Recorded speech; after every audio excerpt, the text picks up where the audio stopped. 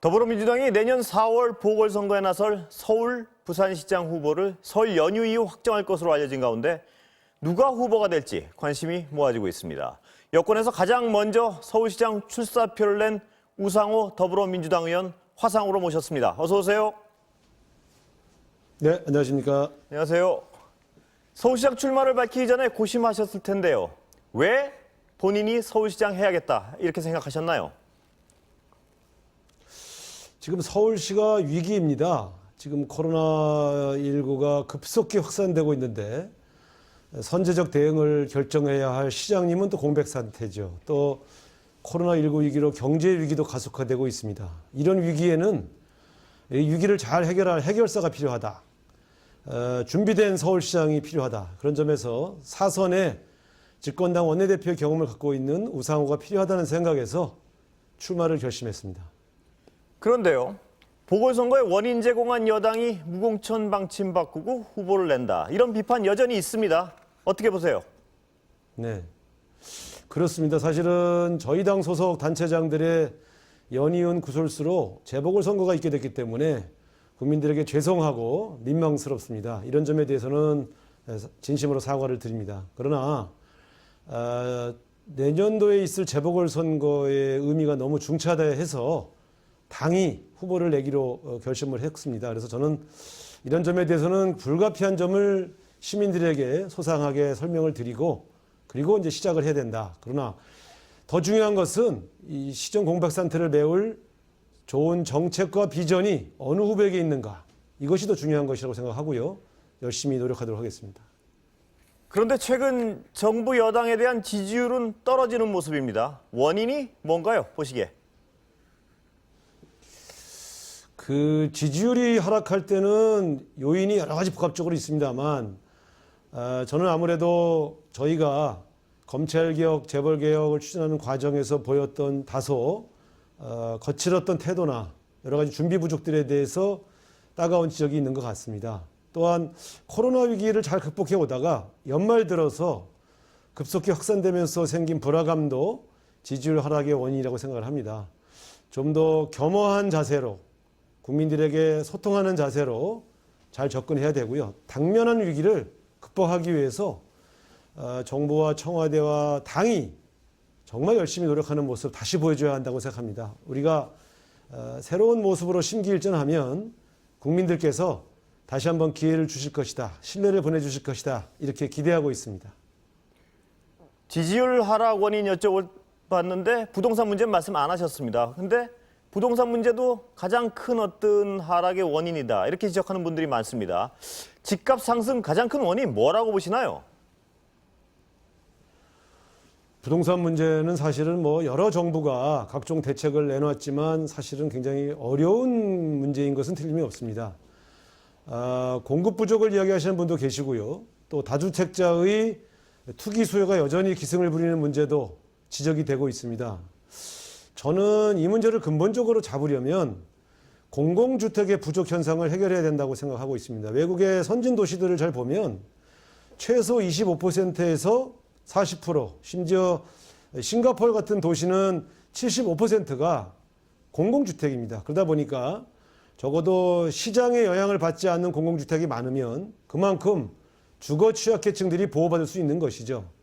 반면에 서울시는 공공주택의 비율이 8% 미만입니다. 그러다 보니까 92%의 주택이 전부 시장 변동에 따라서 올라갔다 내려갔다 하는 그런 굉장히 위험한 시장 구조를 가지고 있거든요. 그런 측면에서 본다면 저는 서울시장 후보로서 공공주택의 대규모 공급을 통해서 시장을 안정시키겠다 이런 계획을 가지고 있습니다.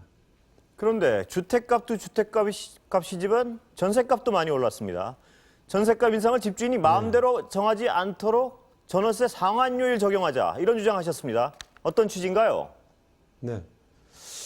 지난번에 임대차 3법 통과할 때에 계약갱신 청구권을 행사하면 다시 말해서 전월세 세입자가 계속 그 집에 살겠다고 하면 5%의 상한율을 제공하도록 그렇게 되어 있는데요. 이것은 제한적인 전월세 상한제입니다. 그러다 보니까 거기에 해당되지 않는 주택의 경우에는 전세가 굉장히 많이 뛰었죠. 저는 주택 가격이 안정될 때까지는 모든 주택에 전월세 상한제를 도입해서 5% 이상은 올릴 수 없도록 그렇게 규제해야 된다고 생각을 하고 있고요. 이 점에 대해서는 이제 입법과제이기 때문에 국회에서 논의가 필요할 것으로 보여집니다. 아까 공공주택 공급 말씀하셨는데요. 야당에서는 그 공공주택이 사람들이 원하지 않는 지역에 있어서 도움이 안 된다. 이러면서 재건축, 재개발, 하여튼 공급 정책을 확고히 해야 된다. 이런 주장을 하는데요. 공급 대책은 다른 공공주택 말고 어떤 게 있습니까? 가지고 계신. 사실은 이제 제가 서울에서 20년 정치 생활하면서 서대문구에 있는 재건축도 많이 도와드렸는데요. 가령 한 1000세대 정도면 굉장히 큰 단지입니다. 한 4000세대 정도면 뉴타운 지역이고요. 근데 이런 곳에서도 보면 기존 조합원이 입주하고 나면 일반 분양은 적을 때는 한 15%, 많아야 25%거든요. 그러니까 1000세대 주택을 아파트 단지로 만들면 한 200가구 정도, 250가구 정도가 일반 분양으로 나오기 때문에 공급 물량이 현저히 부족합니다. 그러니까 재건축, 재개발만으로 민간주택 공급을 늘리자는 것은 한계가 있지요. 그래서 제가 공공주택 16만 호의 대규모 공급이 필요하다고 말씀드린 것이고요. 강북 지역이나 일부 지역에 사실은 노후주택에 사는데 개발이 안 돼서 너무 고통받는 지역도 일부 있습니다. 이런 지역은 공급의 측면보다는 노후주택 개량 차원에서 또 기반시설을 확보해 준다는 측면에서 일부 재건축, 재개발을 허용해야 된다고 생각하고 있습니다. 자, 아까도 잠깐 여쭤봤는데요. 공공주택이 주로 다세대 빌라 같은 어떤 좀 선호도가 떨어지는 주거 형태라서요. 아파트를 원하는 실수요자 눈높이에는 맞지 않는다. 이런 지적하는 분이 많습니다. 어떻게 보세요? 네. 그렇습니다. 그동안의 공공주택 공급 자체가 민간 택지를 확보하기 어려우니까 비교적 저렴한 빌라나 또 도시 외곽의 일부 아파트에 치우친 측면들이 있거든요. 저는 그래서 도심지를 지나는 철로변에 인공대지를 만들고 또 강변북로와 올림픽대로의 일부 구간에 인공대지를 만들어서 6, 7층짜리 타운하우스 형태의 공공주택을 지어주면 강가에 조망권 좋은 곳에 서민들이 월세 전세로 살 수가 있고요. 도심지 철로변 같은 경우는 뭐 그냥 걸어서 자기 직장까지 걸어갈 수 있는 거리에 공공주택을 지을 수 있기 때문에 훨씬 더 선호도가 높아질 것으로 보입니다. 이렇게 지어지는 공공주택은 약간 뭐 15층이나 20층 혹은 6, 7층으로 지을 수 있기 때문에 아파트형의 형태를 띠게 되죠. 그러니까 서민과 주거 취약층들이 새로 지어진 소형 아파트를 공공주택으로 사용할 수 있기 때문에 훨씬 더 많은 분이 입주를 원하는 그런 명품 공공주택을 지을 수 있는 것입니다. 반드시 16만 호 정도의 대량 공급을 통해서 지금 서울서 살고 있는 1인 주택, 고시원 같은 데 살고 있는 청년들 이런 분들이 좀 조망권 좋은 강변에서 또 철로 중심지에서 입주할 수 있도록 도와드리도록 하겠습니다. 정치 이슈 안 여쭤볼 수 없습니다.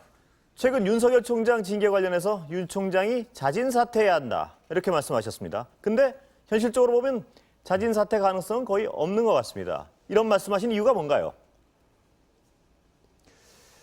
지금 이제 추미애 법무장관도 사퇴를 표명하신 이 마당에 징계가 옳았냐 글렀냐 이런 절차 문제 따지고 있는 것이 좀 한가해 보입니다.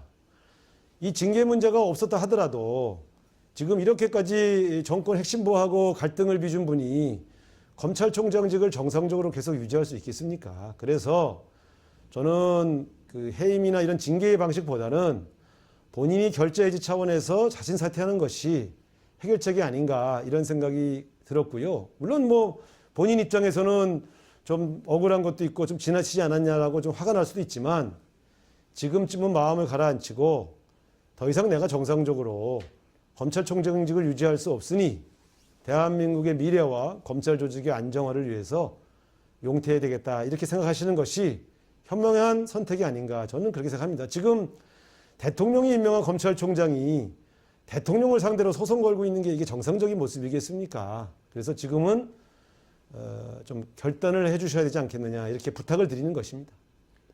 그런데요, 야당하고 검찰 측에서는요, 윤 총장 측에서는 징계가 정권 수사에 대한 보복이다 이렇게 주장하고 있고요.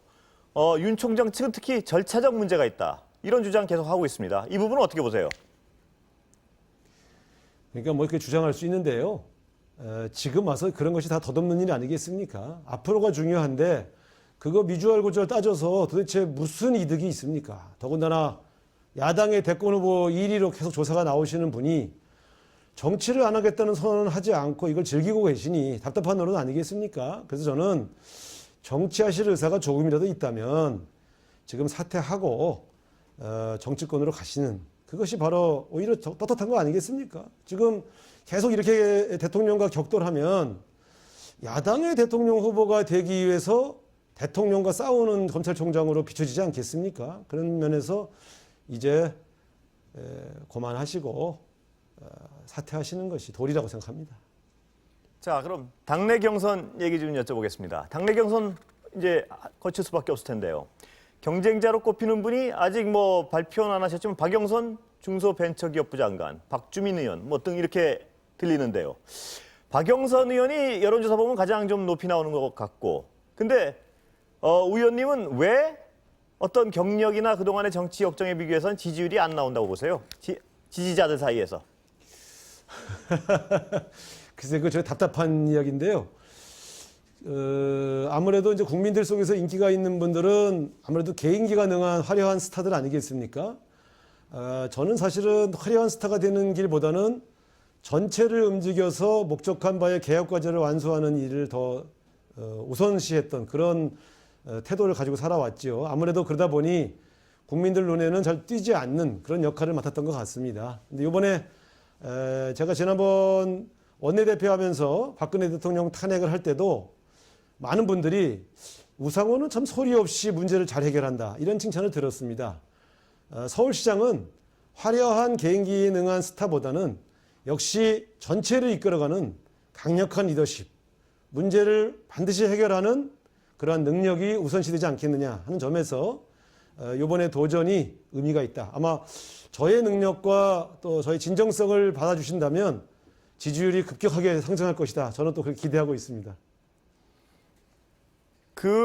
하나 좀 갑자기 생각난 질문 하나 드리겠습니다. 박영선 장관하고 박주민 의원 어떤 서울시장 자질로서는 본인보다 나은 부분은 뭐가 있나요? 그분들은? 박영선 장관님은 진짜 제가 옆에서도 가까이 지켜봤지만 그 소신과 열정, 이것은 뭐 저 대한민국에 있는 웬만한 정치인 중에서 가장 뛰어나신 분이고요. 박주민 의원은 잘 아시겠습니다만은 세월호 사건 때도 엄청나게 헌신하고 노력한 아주 개혁적이고 참신한 미래가 촉망되는 정치인 아니겠습니까? 저는 우리 셋이 경쟁한다면 각각이 상징하는 바가 매우 다르기 때문에 대단히 재미있고 활기찬 경선이 될 것 같습니다. 네, 다음 질문 드리겠습니다. 박원순 전 서울시장 정책 중에 가장 잘한 것, 가장 부족했던 것 하나씩 꼽는다면 어떤 부분 꼽을 수 있을까요? 박원순 시장님은 이제 시민운동 출신가로서 정치권에 오셨는데요. 역시 그 시민이 서울시정의 주인이다라고 하는 철학을 가지고 시민들의 참여, 자치, 이런 형태의 어떤 혁신적인 시정을 펼치셨죠. 이것은 굉장히 잘하신 것 같습니다. 또 따릉이처럼 작지만 시민들이 좋아할 만한 의미 있는 생활정치 영역에서도 좋은 정책들을 많이 개발하셨습니다. 또 태양광 사업처럼 이렇게 환경의 영역으로 서울시정의 영역을 확대한 것도 굉장히 잘하신 것 같아요. 다만 부동산 문제 같이 이렇게 공공주택 보급에서 좀 부족한 게 있었던 것 같고요.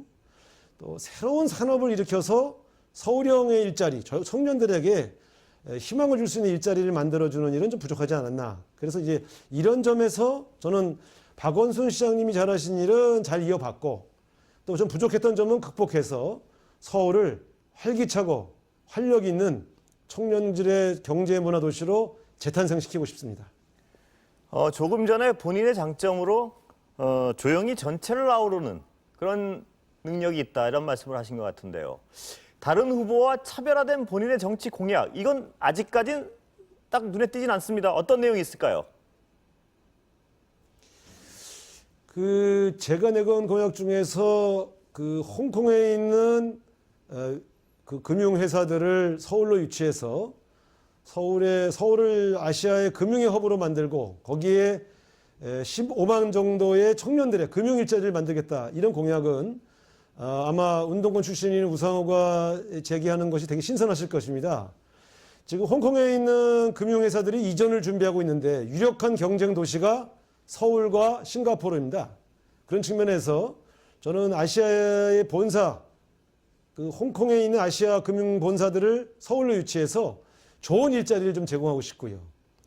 또 관광 레저 문화에서 요즘은 청년들이요 아주 그 재미있는 일자리를 좋아합니다. 그래서 저는 관광 레저 문화 산업에 과감한 투자를 통해서 재미있고 유익한 좋은 일자리들을 많이 만들어 보려고 합니다. 서울이 지금 코로나 때문에 되게 우울한데요. 코로나를 극복하고 나서 뭔가 새롭게 활력 있게 뭐 새로운 산업을 일으켜 보자는 새로운 분위기가 시작돼야 된다고 생각하고 그 중심에 저 우상호가 있겠습니다. 네, 오늘 말씀 여기까지 듣겠습니다. 다음에 뵙겠습니다. 감사합니다. 네, 감사합니다.